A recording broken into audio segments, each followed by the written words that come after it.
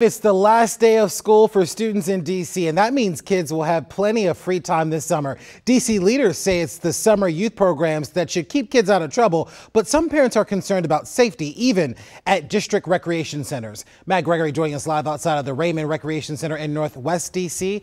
Matt, no doubt a lot of excited students, but parents really concerned about what all of those issues are surrounding those recreation centers and overall the safety of their students. Yeah, Larry, those are the concerns that parents have, the area around here around recreation centers. But more importantly, Larry, what the mayor was talking about yesterday was her attempts to kind of assuage the fears of those parents as school lets out. She was also taking her team out to show off the different ways that the city, or the district rather, can deal with those concerns, right? She talked about how police play a role, how the summer youth programs play a role, and how parents play a role. Now, all of this is happening amidst the backdrop of a youth violence wave that has swept across the city for several years now. So even though the mayor addressed those concerns, you could still hear how parents might not necessarily have heard the message quite so clearly.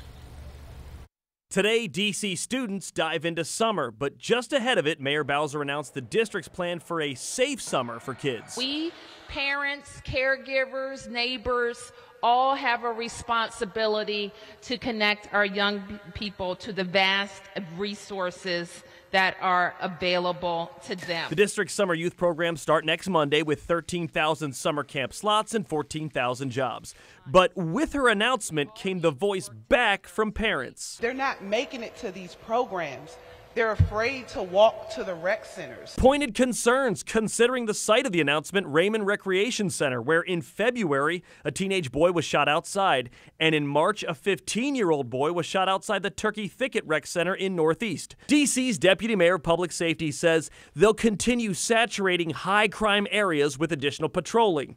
D.C. Public Schools will also play a role by monitoring potential conflicts online. Interim Chief of Police Ashawn Benedict says conflicts on social media have led to violence involving youth. He also warned parents part of the responsibility for safety comes from parents knowing where their children are. But you look at the last 18 shootings, and 83% of them took place in MPD's midnight tour of duty.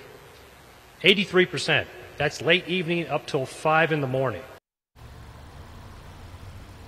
Now, if you're wondering how these youth conflicts roll out, Interim Chief Benedict there actually talked about a recent shooting where two teenagers were killed who were cousins. He said, although he wouldn't offer more on the investigation, Interim Chief Benedict did say that this was one of those cases in which the two had been involved in some sort of ongoing feud with another group. And that's what we've learned in our time covering youth crime here in D.C. It's been that many of these conflicts, many of the violence that erupts from it starts from interpersonal conflicts or neighborhood feuds, and that's where we see youth violence popping up across the city. So that's something we'll continue to monitor as well as the district is monitoring. But for now, in Northwest, I'm Matt Gregory, WUSA 9.